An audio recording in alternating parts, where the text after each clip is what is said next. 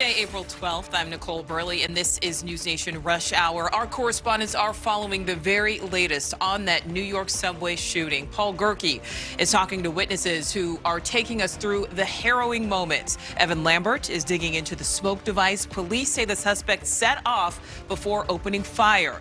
But first, let's get to NewsNation correspondent Tom Negevin. Tom, update us on the active search for this suspect.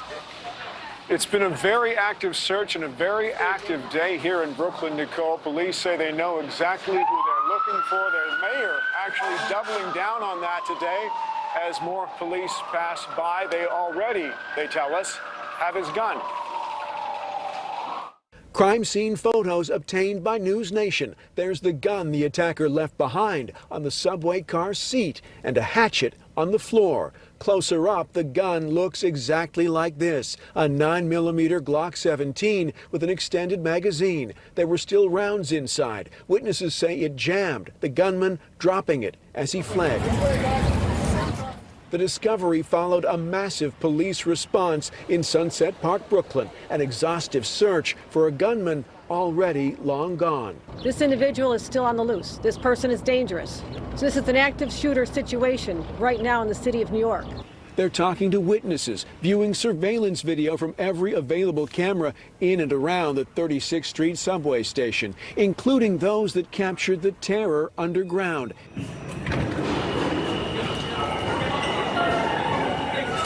As morning rush commuters fled for their lives, 10 of them shot, smoke filling their train. The gunman among the riders, described as an African-American man around 5'5", 170 pounds. He was wearing a green construction type vest and a hooded sweatshirt. The color is gray. He was also wearing a gas mask. New York's governor calling it an attack that speaks to a larger issue. I'm committing the full resources of our state to fight this surge of crime, this insanity that is seizing our city because we want to get back to normal. A reference, of course, to New York City after 2 years of COVID-19, now facing a spike in violent crime, and now this today making police deepen their resolve to deal with that violent crime. This case first, they say they know who they are looking for, closing in on him now, not ready to officially identify him just yet, though, Nichole. All right, so Tom, I know the search at this point has been going on for hours. Is the neighborhood around there locked down? Any idea? Are our authorities giving you any idea on where this person could be? It's been remarkable to watch. We do have off the record, on background, an idea of where the U-Haul they've been looking for is located, not far from where I'm standing, where they believe the suspect is. We believe they're getting closer and are preparing to update us a little later on this evening. So, of course, we'll break in and come back to us as necessary. But this neighborhood, Sunset Park in Brooklyn, is, you want to pan around a little bit, Ronnie? We'll just take a little look around. Our photographer, Ronald Vilk, is just going to show us the scene we've been watching all day today. 8:24 New York time this morning, this occurred. Police hit the ground running. They've been running ever since, Nichole, as have the media you see scattered around the area. We've been sort of pushed back to the perimeter, back to the sidewalks from police who still consider this an active crime scene. The MTA station, the MTA stop where this originated, just a block down the street from where I'm standing right now, sort of the epicenter of everything that's been going on. Hampered a bit, their investigation was, Nichole, I should mention, by non-working surveillance cameras adjacent to the scene of the shooting. But they've been looking further out at surveillance cameras everywhere, on businesses, a school right here. I can actually show you. If you've got a second, I'm going to show you another surveillance is actually shows the scene. Ronnie, this one's on the school right here. Now, this school was full of kids, or filling up with kids when this happened. Those kids locked down all day, walked out at 3:14 this afternoon. As we watched, as we worked on our story for NewsNation Rush Hour tonight, the children walked out under the watchful eye of police so as not to be bothered by any nosy members of the press after the day they've had today. But one of the cameras investigators were focused on very early in their investigation today, Nichole. All right, such a scary situation, Tom, giving us that close-up look there at the scene. Thank you for that. Well, NewsNation correspondent Paul Gerke joins us now. And Paul, you heard from witnesses who were there as this terrifying situation unfolded. What did they tell you?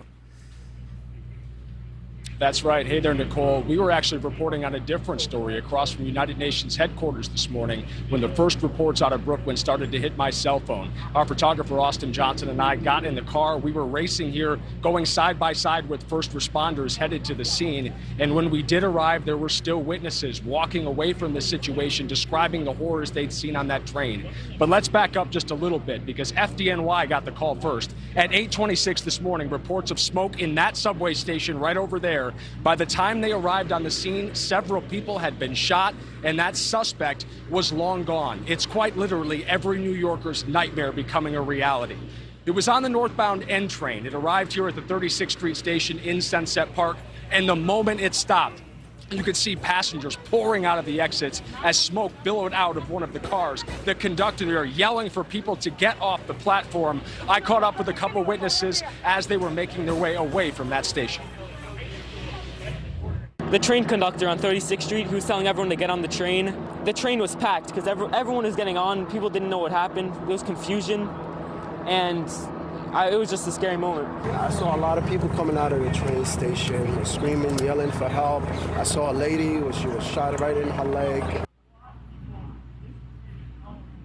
Back here live on the corner of 35th Street and 4th Avenue, not far away from reporter Tom Negeman's location just a moment ago. You can see there's still a heavy police presence here. Thousands of police out here in the streets. This was blocked off for multiple blocks in each direction for the bulk of the day today. Kathy Hochul, the governor of the state of New York, was out here to deliver statements to the press and extend her condolences to the victims of this attack this morning.